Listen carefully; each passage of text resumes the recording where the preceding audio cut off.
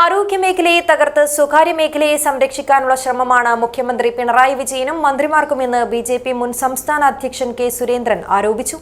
BJP Trikaripur മണ്ഡലം convention ഉദ്ഘാടനം ചെയ്യുകയായിരുന്നു അദ്ദേഹം.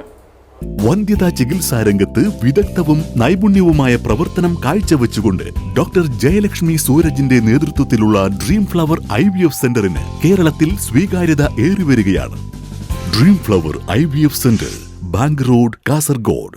കേരളത്തിലെ സർക്കാർ മെഡിക്കൽ കോളേജിൽ ചികിത്സ തേടിപ്പോയാൽ ജീവൻ ബാക്കിയുണ്ടാവില്ലെന്ന് സംസ്ഥാന മന്ത്രിസഭയിലെ അംഗമായ സജി ചെറിയാൻ തന്നെ പറയുന്നു.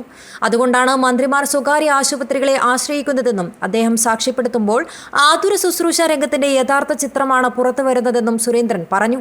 ആ സഹോദരി സ്വന്തം ശ്വാസം സംരക്ഷിക്കാൻ, ജീവൻ സംരക്ഷിക്കാൻ അവിടെ പാടുപെടുകയായിരുന്നു. മനസാക്ഷിയില്ല, ഒരു നടപടിയുമില്ല. എക്സ്പയറി ഡേറ്റ് കഴിഞ്ഞ മരുന്ന് ആർക്കും കൊടുക്കരുത്.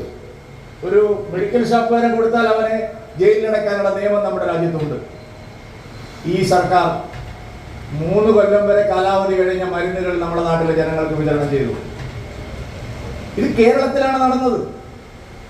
ഇത് ഉത്തർപ്രദേശിലോ മധ്യപ്രദേശിലോ ഒക്കെ ആയിരുന്നെങ്കിൽ ഈ DYFIക്കാരുണ്ടല്ലോ, നാണം കെട്ട ജാതികൾ, അവന്മാരിവിടെ കേരളം കുട്ടിച്ചോറാക്കുമായിരുന്നില്ലേ? ഒരക്ഷരമുണ്ടി അവരാണെങ്കിൽ.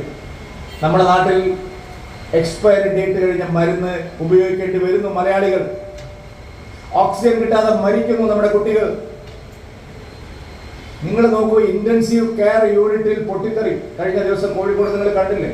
പുക അടക്കാൻ പറ്റുന്നത്. തൃക്കരിപ്പൂർ KMK ഓഡിറ്റോറിയത്തിൽ നടന്ന കൺവെൻഷനിൽ വിവിധ രാഷ്ട്രീയ പാർട്ടികൾ വിട്ടെത്തിയവരെ കെ സുരേന്ദ്രൻ ഷാളണിയിച്ച് സ്വീകരിച്ചു. തൃക്കരിപ്പൂർ മണ്ഡലം പ്രസിഡന്റ് TV ഷിബിൻ അധ്യക്ഷത വഹിച്ചു. BJP ജില്ലാ പ്രസിഡന്റ് ML അശ്വിനി മുഖ്യപ്രഭാഷണം നടത്തി. M Bhaskaran, M Balraj, PR Sunil, Sagar Chathamath, T Kunhiraman, E Anupriya, M Shyamaprasad, K Rameshan, EM Soju, K Purushothaman എന്നിവർ സംസാരിച്ചു.